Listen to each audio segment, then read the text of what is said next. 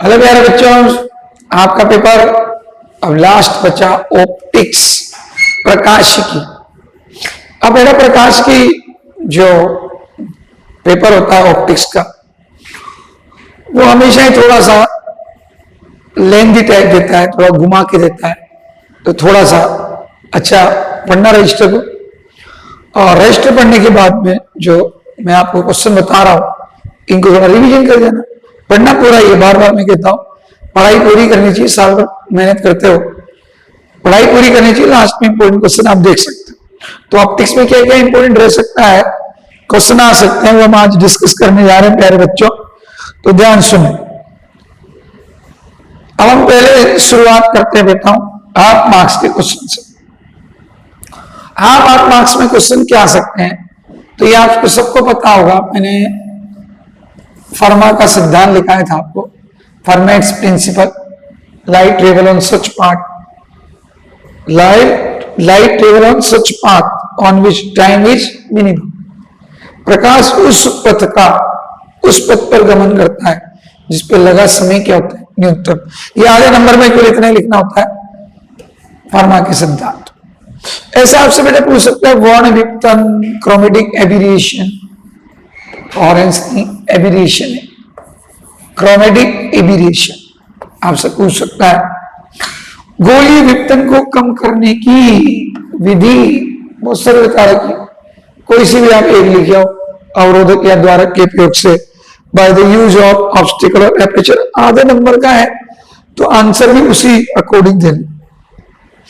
कालिक संबद्धता के बारे में आपसे क्वेश्चन पूछ सकता है, तो आपको बता रखी है, टेम्पोरल कोरेंस संबद्धता, लंबाई भी आपसे पूछ सकता है, कोरेंस लेंथ, तो ये आपको लिखा रखी है मैंने, है ना, लिखा रखी है, सबको पता है, L = 2 C × delta T, coherence length, संबद्धता, कालिक संबद्धता में संबद्धता लंबाई, वो आपसे पूछ सकता है। न्यूटन की वलयों का केंद्र पूर्णतः काला क्यों होता है? Why the center of Newton rings perfectly dark? जो ये न्यूटन रिंग्स बनती है, इनके सेंटर पॉइंट हमेशा काला होता है, डार्क होता है। तो क्यों होता है? तो आप सबको पता है, क्योंकि जो सेंटर पॉइंट होता है वहां पर कोई फिल्म ही नहीं होती। देखो दोनों टच करके रहते हैं, न्यूटन रिंग तो यहां बन रही है, तो ये जो सेंटर पॉइंट है यहां पर फिल्म की थिकनेस कितनी होती है? 0। तो थिकनेस 0 है, तो ऑलवेज क्या होगा, डिस्ट्रक्टिव इंटरफेरेंस होगा वहां पर। तो कैसी बनेगी बताओ? डार्क, विनाशी व्यतिकरण होगा केंद्रीय बिंदु पर, क्योंकि यहाँ फिल्म की मोटाई आपको पता है कितनी होती है? 0 होती है। इसके बाद शुरू होती है, तो यहाँ न्यूटन रिंग्स बननी चालू जाती है, तो वो फिर कंस्ट्रक्टिव डिस्ट्रक्टिव होती है, और सेंटर पे डिस्ट्रक्टिव इंटरफेरेंस होगा, इसलिए काला होगा। अविपति बिंदु आपको बताई दी थी मैंने, अप्लेनेटिक पॉइंट। कालिक संबद्धता मैंने आपको बताया चुका हूं, स्थानिक संबद्धता या कालिक संबद्धता पे डेफिनेशन पूछ सकता है। न्यूटन वलय वृत्ताकार क्यों होती है? Why Newton rings are circular? तो आपको सबको पता है, क्योंकि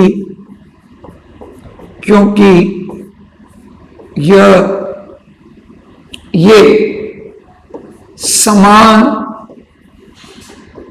मोटाई के बिंदुओं का बिंदु पथ है। Because it is the locus of the point at same thickness. बताओ ये न्यूटन रिंग बन रही है, तो यहां हाइट अगर 2 है तो 17 2 होगी, 17 2 होगी, तो बिंदु पथ कैसा आएगा? वृत्ताकार। तो ये आपसे पूछ सकता है।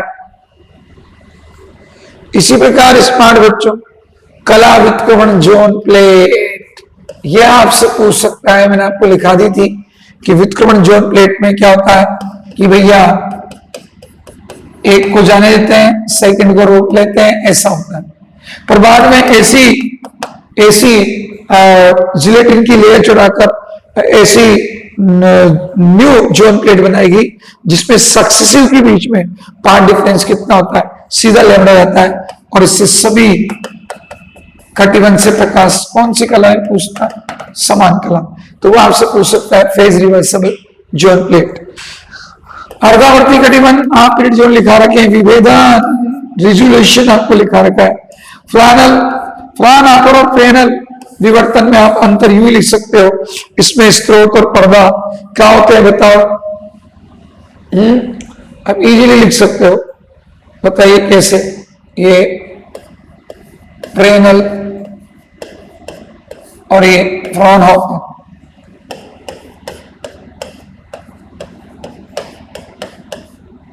बोलो, पैनल में स्त्रोत और पर्दा है, ये स्त्रोत और पीछे पर्दा अवरोधक या द्वारक से क्या होते हैं, सीमित दूरी पर होते हैं, फाइनाइट डिस्टेंस पर होते हैं, source and screen from the obstacle aperture. इसमें क्या होता है बताओ, इनफाइनाइट पर होते हैं। क्या होता है इनफाइनाइट? इसमें आपतित और विवर्तित तरंग गोलाकार या बेलनाकार होता है। इन इट इंसिडेंट और deflected wave front is spherical और सिलेंड्रिकल। इसमें क्या होता है, प्लेन होता है, क्योंकि इनफाइनाइट से आती है। इसमें क्या होता है, प्लेन। इसमें ऑब्जर्वेशन के लिए कोई लेंस की नीड नहीं है, इसमें लेंस लगाने पड़ते हैं बेटा दो, तो लेंस की नीड होती है। इसमें सेंटर पर ब्राइट या डार्क स्पॉट आ सकता है। इसमें सेंटर पे ऑलवेज क्या आता है, ब्राइट स्पॉट आता है, चमकीला। इसमें सेंटर पर चमकीला एक काला धब्बा आ सकता है, उसमें सेंटर पे हमेशा क्या आता है, चमकीला धब्बा आता है। तो बोले ये क्या होता है, इनमें डिफरेंस होता है। तो ये डिफरेंस कोई भी आपको तो आधे नंबर में एक लिखना है। उसने पूछा दोनों में डिफरेंस बताओ, तो आपको बस आधे नंबर में एक लिख देना। 5 नंबर पूछे तो मैंने जो बताया वो पूरे लिख देना। फिर ग्रेटिंग की विभेदन क्षमता मैंने आपको लिखाई थी, ठीक है ना, वो लिख देना। एन ब्रूस्टर का नियम लिखो, सबको पता है।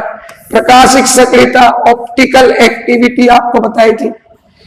प्रकाशिक सक्रियता, ध्रुवण गुणक पदार्थ, कुछ पदार्थ ऐसे होते हैं जिनमें से जब लाइट जाती है तो उसका जो ध्रुवण तल है वो क्या करती है, रोटेट करती है। केमिस्ट्री में पढ़ते हो आप इस चीज को, है ना, वही ये ऑप्टिकल। एक ही बात है, जो घुमा देते हैं उन्हें प्रकाश सक्रिय पदार्थ कहते हैं, इवेंट को ऑप्टिकल एक्टिविटी कहते हैं।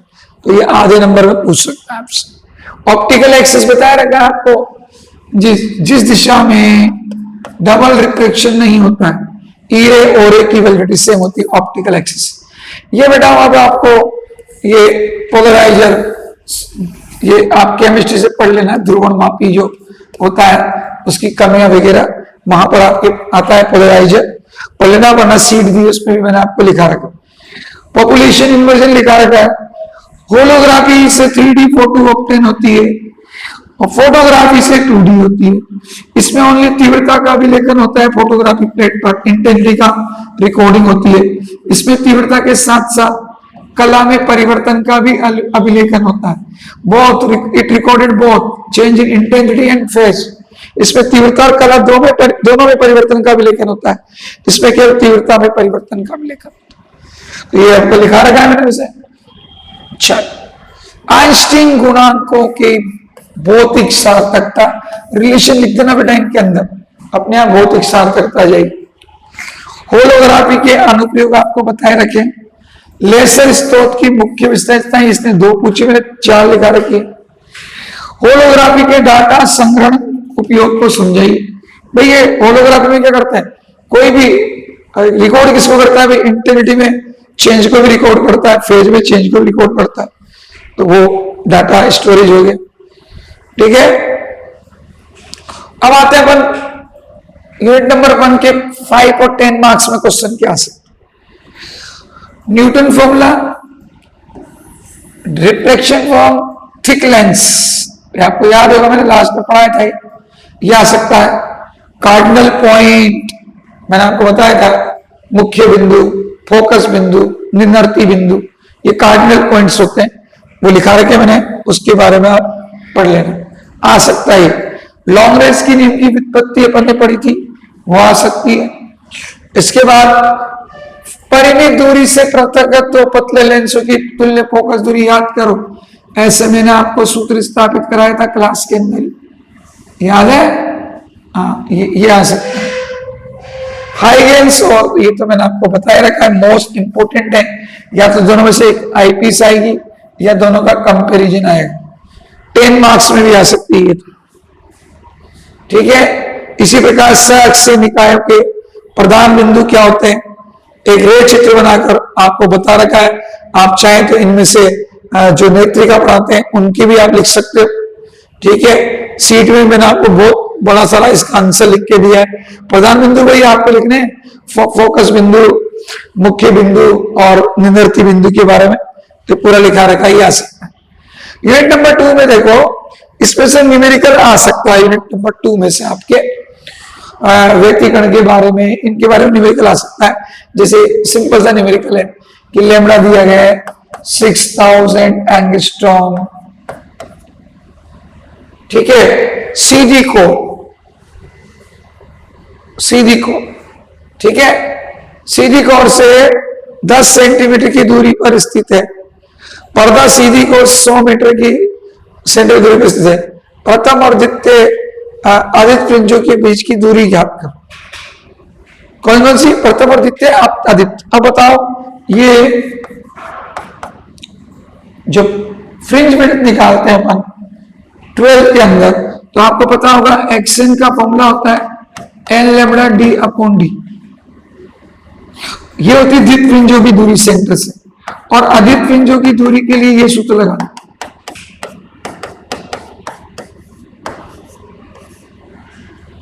यहां से आप द्वितीय की दूरी निकाल सकते हो, सेंटर से किसी की भी।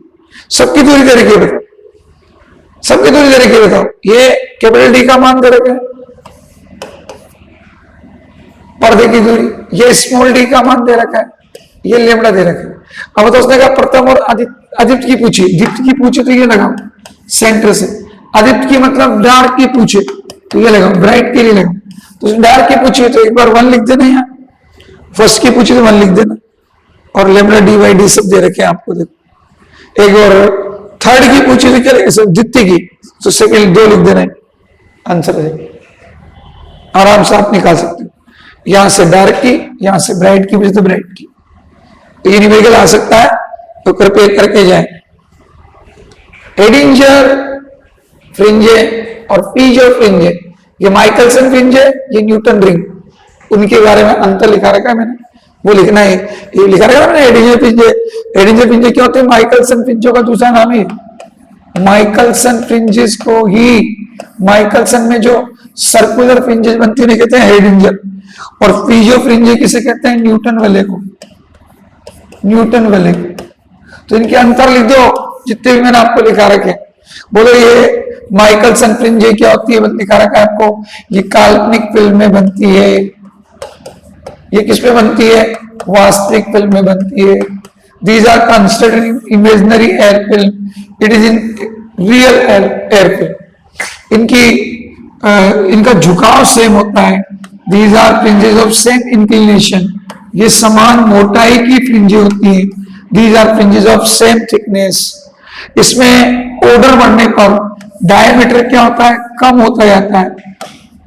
डायमीटर कम होता जाता है इनका ऑर्डर बढ़ने पर, और इनका डायमीटर ऑर्डर के साथ क्या होता है? इंक्रीज होता है। अर्थात क्रम संख्या बढ़ने पर इनकी त्रिज्या घटती है, उनकी त्रिज्या क्या होती है? बढ़ती है। ठीक है। इनको देखने के लिए किसका यूज करते हैं? टेलीस्कोप, दूरदर्शी। इनको देखने के लिए किसका उपयोग करते हैं? सूक्ष्मदर्शी। ये अनंत पे बनती हैं, इनफाइनाइट पे। ये फिल्म के अंदर बनती हैं, फिल्म के अंदर। ऐसे आप this constructed infinite, this constructed inside the film. ऐसे आप इनका डिफरेंस लिख सकते हैं। 5 नंबर पूछे तो कम से कम 5 डिफरेंस तो होने चाहिए। फेब्री पेरो में पूरा डेरिवेशन आ सकता है। फेब्री पेरो या माइकलसन, इनमें से पक्का एक एप्लीकेशन लिखाई थी मैंने आपको, इनका अंतर ये आ सकता है। फेब्री पेरो में इंटीग्रिटी पूछ सकता है, ये मोस्ट इंपोर्टेंट है। दोनों में से एक का अनुप्रयोग पक्का आएगा इसे। उसके बाद में ये आपको मैंने क्वेश्चन कराए रखा है। आपको बताओ, आपको क्या दिया गया? वक्रता त्रिज्या ज्ञात करो, जबकि इनकी त्रिज्या दे रखी है। तो बेटा मैंने आपको फॉर्मूला लिखा रखा है, dn plus p square minus dn square equal to 4 p r lambda. यहां से आप निकालो आराम से। बताओ dn प्लस p, मतलब दे रखा है, कौन कौन सी दे रखा बताओ, पांचवी और कौन सी, 15वीं। तो पांचवी और 15वीं मतलब ये 15वीं का डायमीटर अपॉन 5 का डायमीटर 4, बोलो बीच का गैप कितना है, 15 और 5 की का 10। आर पूछा है, लेमड़ा दे रखा हो, यदि कोई लेमड़ा दे रखा है यहाँ रख देना, डायमीटर 5 वाला यहाँ रख देना, 15 वाला यहाँ रख देना। बोलो आर की वैल्यू आएगी कि नहीं आएगी, ऐसा न्यूमेरिकल आ सकता। BLR ध्यान रखें, माइकलसन व्यतिकरण मापी से आपको पतली फिल्म की मोटाई का आपको मैंने फॉर्मूला लिखाया था, पारदर्शी फिल्म का, पारदर्शी फिल्म की मोटाई और रिफ्लेक्टिव इंडेक्स ज्ञात करना, दोनों एक साथ, या तो मोटाई ज्ञात कर सकते हो या पूर्णांक, दोनों का फॉर्मूला सिखा रखा है, वो पढ़ के जाओ। यूनिट नंबर इसी प्रकार बताओ, फानाकार पतली फिल्म में व्यतिकरण के बारे में पूछ सकता है, न्यूटन वाले कोई न्यूमेरिकल जो आपको बता दिया वो आ सकता है। फ्रिंज चौड़ाई 12th में थी, फिर भी आपको डेरिवेशन कराया था, ये पूछ सकता है। संबद्धता लंबाई और तरंग दैर्ध्य में संबंध, तो याद होगा मैंने आपको इस तरह से लिखाया था, सबको पता होता है, सारे समझदार बच्चों पढ़ा रखा है ऐसे। फिर इसको आपको पता है मैंने C अपॉन ये लिख दिया था, C इक्वल टू क्या होता है, न्यू लेमड़ा, तो न्यू इक्वल टू क्या होता है, C अपॉन लेमड़ा, तो delta nu equal to mod ले लो, क्योंकि ये डिफरेंशियल में माइनस आएगा, तो ये लिखा था मैंने, ये वैल्यू आप पुट कर दो। बोलो किस किस में एल और लेमड़ा में क्या आ जाएगा, रिलेशन आ जाएगा, क्लास में करा रखा है, डरने की बात नहीं। इसी प्रकार बताओ, ये तरंग दैर्ध्य दे रखा है और संबद्धता काल दे रखा है, ठीक है। अब इनके लिए आपको एक वर्णीयता ज्ञात करो, तो बताओ संबद्धता काल आपको दे रखा है कितना, डेल्टा टी की वैल्यू दे रखी कितनी भाई, 10⁻⁻10 सेकेंड, ठीक है। इसके बाद में उसने लेमड़ा दे रखा है, लेमड़ा दे रखा है, ठीक है। अब आपसे क्या पूछा है बताओ, D2 रेखा के लिए एक वर्णीयता मतलब तरंग रेखा अंतर ज्ञात करो, तो अभी फॉर्मूला सीखा है, ये फॉर्मूला लगा दो, आंसर आ जाएगा। आवर्तकाल का उल्टा तो फ्रीक्वेंसी होती है, लेमड़ा आपको दे रखा है, डेल्टा लेमड़ा की वैल्यू आएगी कि नहीं आएगी, ये वाला फॉर्मूला लगा दो। ये 1 अपॉन डेल्टा टी को जो डेल्टा नहीं बोलते हैं वो निकालना, लेमड़ा दे रखा है, C की वैल्यू पता है, डेल्टा लेमड़ा निकाल न्यूमेरिकल आ जाएगा, ये वाला, ये डेल्टा टी से डेल्टा नहीं निकालना, लेमड़ा आपको दे रखा है, तो बस ये भी मैंने फॉर्मूला सिखाया, delta nu equal to C upon lambda square delta lambda, delta lambda की वैल्यू पूछी उसने, ये सब लिख देना आंसर। आज चलो भैया, ऐसे ही न्यूमेरिकल दे सकता है कि इतना तरंग दैर्ध्य है, इतना रिफ्लेक्टिव इंडेक्स है, लंबवत आपतित होती है, फिल्म की न्यूनतम मोटाई ज्ञात करो, इसके लिए काली दिखाई दी। बताओ ब्लैक फिल्म बनने के लिए 2μt equal to perpendicular incidence है, तो कोस तो 1 हो गया, तो 2μt इक्वल टू क्या होता है बताओ, n लेमड़ा। अब बताओ क्या चाहिए तुम्हें, सब कुछ तो दे रखा है, म्यू दे रखा है, टी पूछा है, ब्लैक दिखने के लिए कंडीशन होती है, काली के लिए लेमड़ा आपको दे रखा है, ठीक है। मिनिमम पूछिए तो मिनिमम वैल्यू n की कितनी होती है, 1 लिख देना है। अब बताओ टी आएगा कि नहीं आएगा, लंबवत देते ही कोस आर की वैल्यू तो 1 होगी, जो कोस आर होता है ना बेटा उसकी वैल्यू तो कितनी होगी, 1 होगी। अब बताओ 2μt इक्वल टू लेमड़ा लगा दो और आपका आंसर आ जाएगा, लेमड़ा दे रखा है, म्यू दे रखा है, टी आ जाएगा, करेगा ना, आ जाएगा। यूनिट नंबर 3 पे पूछे भैया, रेले की विभेदन कसौटी लिखा रखी है मैंने आपको, जोन प्लेट बहु फोकस वाला उत्तल लेंस से मोस्ट इंपोर्टेंट है, मोस्ट इंपोर्टेंट है जोन प्लेट से, ये या एकल स्लिट से फ्रॉनहोफर डिफ्लेक्शन, ये तो पक्का ही आएगा अपने पास 5 मार्क्स के अंदर, ठीक है। ऐसे ही आप ये दोनों एक ही चीज है, एन स्लिट से डिफ्लेक्शन पूछे, ये पूछे, दोनों का एक ही डिरेक्शन करके आना, वो आपको पता है। अब ऐसे देखो इसमें मेजर क्वेश्चन में आके वृत्ताकार द्वारक का मैंने तुम्हें फ्रेनेल विवर्तन पढ़ाया था, तो उस पर कंपैरिजन पे क्वेश्चन आ सकता है, डायग्राम बना देना, डायग्राम बना रखे, डेरिवेशन करा रखा है, और ये न्यूमेरिकल इसमें से आ सकता है, आपको पता होगा मैंने डेरिवेशन पढ़ाया था आपको, ई साइन थीटा बराबर निम्निष्ठ के लिए क्या लगा देना, लेमड़ा, आंसर आ जाएगा। लेमड़ा दे रखा है फर्स्ट निम्निष्ठ के लिए, थीटा दे रखा है, ठीक है, ए की वैल्यू पूछिए तो लेमड़ा दे रखा है, थीटा दे रखा है, ई निकालना, आंसर आ जाएगा, ठीक है। इसने ए दिया है तो कोई बात नहीं, ई की जगह ए लिख देना, स्लिट की विड्थ ए भी ले सकते हैं, ऐसी कोई दिक्कत वाली बात नहीं। ये मैं अंतर आपको लिखा ही चुका हूं, वहां हाफ मार्क्स में था, मैंने आपको बताया 5 नंबर में आ सकता है। सीधे तार से विवर्तन, ये भी इंपॉर्टेंट है, ये 10 नंबर में भी आ सकता है, ठीक है। और विवर्तन में आपको बता ही दिया हूं, मेनली एन स्लिट से या सिंगल स्लिट से आने के चांस ज्यादा है। यूनिट नंबर 4 पे पहुंचे तो ये मैंने आपको क्लास में ही न्यूमेरिकल करा रखा है, थिकनेस के बारे में ये आपसे पूछ सकता है। चतुर्थांश में लेमड़ा बाई 4 के बराबर करते हैं, अर्ध में लेमड़ा बाई 2 के बराबर करते हैं, क्लास में कराया था, न्यूमेरिकल कर जाना। द्विआवर्तन डबल रिफ्लेक्शन की व्याख्या करो, वो आपसे पूछ सकता है, ठीक है। ये प्यारे बच्चों आपको केमिस्ट्री में मिलेगा, केमिस्ट्री के अंदर ध्रुवणमापी, वहां से पढ़ जाना, जैसे मैंने नोट्स में भी डाल दिया इसको, फिजिक्स में नहीं होता है इसलिए उसमें डाला था मैंने। ये आपको लिखाई रखिए, इनके यूज पूछ सकता है, क्वार्टर वेव के न्यूमेरिकल आ सकता है, यूज पूछ सकता है। यूनिट नंबर 5 पे जाए बताओ, helium neon gas laser 99% chance की यही आए, ठीक है। इसके बाद में आपको लेसर का सिद्धांत पूछ सकता है, उद्दीपित उत्सर्जन, ये अर्धस्थायी मतलब मित स्थायी ऊर्जा स्तर में टिप्पणी पूछ सकता है, ए बी सी, जैसे भी हमने आए थे ना गुणता कारक समझाओ, वैसे आया था ना क्वालिटी फैक्टर शक्ति गुणांक वाला। अब रूबी लेसर अगर कोई 1% चांस बचता है तो ये पूछ सकता है, वैसे तो हीलियम नियॉन गैस लेसर आए। आइंस्टीन गुणांक में संबंध पूछ सकता है, जनसंख्या प्रतिलोम में आपको पढ़ाया था, होलोग्राफी से को कैसे बनाते हैं, फोटो का पुनरुत्पादन कैसे करते हैं, विशेषता क्या है वो पूछ सकता है। इसी प्रकार ये क्वेश्चन बहुत इंपॉर्टेंट अगर आ गया तो मोस्टली बच्चे नहीं कर पाएंगे इसको, इसलिए मैं आपको बता दूं, आपको पता होगा मैंने आपको RMN अपॉन RNM ये इसका मान निकलवाया था, याद करो जाके देखना, ये आया था, इसके बेस्ड आंसर क्वेश्चन है।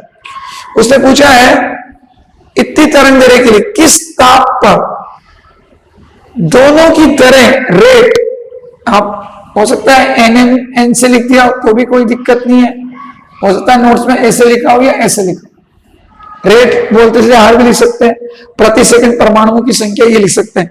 तो याद करो इसका मान ये आया था। अब वो कह रहा है किस ताप पर ये बराबर होंगी, तो बराबर होंगी बेटा तो कट जाएगा,